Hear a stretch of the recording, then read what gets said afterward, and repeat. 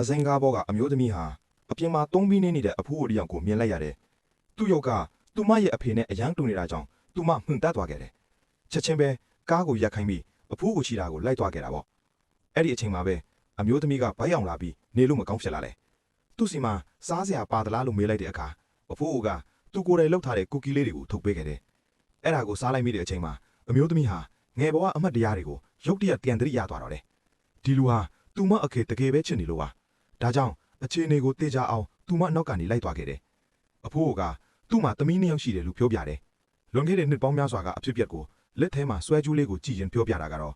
သူ့ရဲ့သမီးကြီးဟာကားအတော်တဆမှုနဲ့ဆုံးရှုံးသွားခဲ့ပြီတဲ့။အဲ့ဒီတုန်းကဒီတန်ဟိုးနဲ့ဆွဲကြိုးလေးပဲကြံရစ်ခဲ့တာပါ။တကယ်တော့အဖိုးရဲ့ဇနီးကလွန်ခဲ့တဲ့နှစ်တွေကတည်းကဆုံးရှုံးသွားခဲ့တာမို့သူ့သမီးနှစ်ယောက်ကိုသူ့တယောက်ကကျွေးမွေးပြုစုလာခဲ့တာပါ။အဲ့ဒီနေ့တုန်းကသူကတန်ဖိုးနဲ့ဆွဲကြိုးနှစ်ကုန်းဝယ်ပြီးသမီးကြီးတယောက်ကိုတကုန်းစီပေးခဲ့တယ်။သမီးကြီးကတော့ဝမ်းသာအားရနဲ့ဝတ်ဆင်ခဲ့ပြီးမြဲသမီးငယ်ကတော့ဒီဆွဲကြိုးကိုအပေါ်စားလေးဆိုပြီးမကြိုက်တာအတင်ညင်းပယ်ခဲ့တယ်။ဖဏအသက်ပဲလိုချင်တယ်ဆိုပြီးထွက်ပြေးသွားခဲ့တာပေါ့။သမီးကြီးကအဖေဖြစ်သူကိုနှိမ့်သိမ့်ပြီးညီမဖြစ်သူနောက်ကိုလိုက်ရှာတဲ့အခါညီမဖြစ်သူကသူများဖဏကိုခိုးထားတာတွေ့သွားတယ်။သူတို့စင်းရဲရင်အောင်သူများပစ္စည်းမခိုးရဘူးလို့ညီမကိုစုံမနေသူမှာပဲ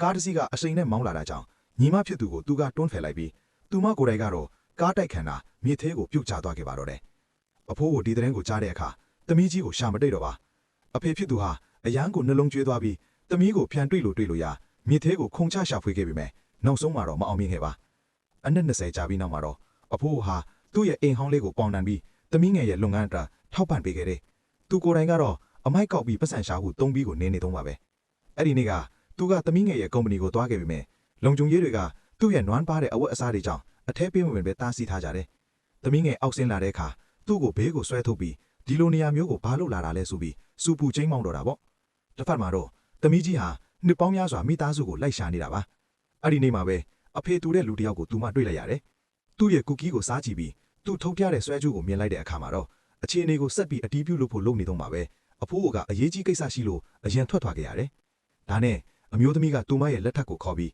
အဖိုးရဲ့အချက်လက်တွေကိုစုံစမ်းခိုင်းပြီးတောက်တောက်ရှိတဲ့အလုပ်တစ်ခုစီစဉ်ပေးဖို့ခိုင်းလိုက်တယ်။လက်ထက်က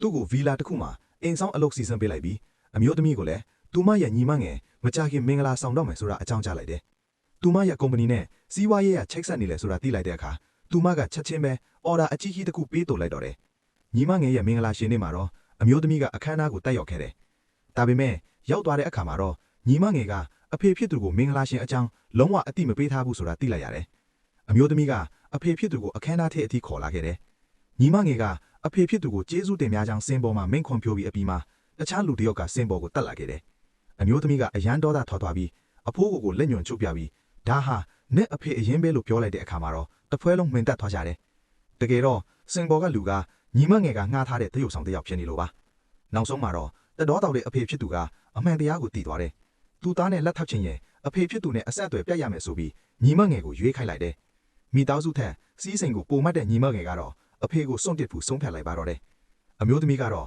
ဆက်ပြီးတီးမခံနိုင်တော့ပဲရှေ့ထွက်လာပြီးသူမဆွဲကြိုးကိုထုတ်ပြပြီးအဖိုးကိုနှုတ်ဆက်လိုက်တယ်။အဖိုးကရှေ့မှာရှိတဲ့သမီးကြီးကိုမြင်လိုက်တဲ့အခါငိုလို့မဆုံးနိုင်တော့ပါ။အမျိုးသမီးကမတ်တက်ညက်လာပြီးရှေ့မှာရှိတဲ့မိသားစုကိုကကြည့်ပြီးသူတို့နဲ့ချိတ်ဆက်နေတဲ့လုပ်ငန်းတွေကိုချက်ချင်းဖျက်ဆီးလိုက်တယ်။အစောပိုင်းမှာပေးထားတဲ့အော်ဒါအကြီးကြီးတစ်ခုကိုလည်းချက်ချင်းပြန်ရုပ်သိမ်းလိုက်တော့မှအဲ့ဒီအော်ဒါတွေကဘဲကလာတာလဲဆိုတာသူတို့သိသွားကြပါတော့လေ။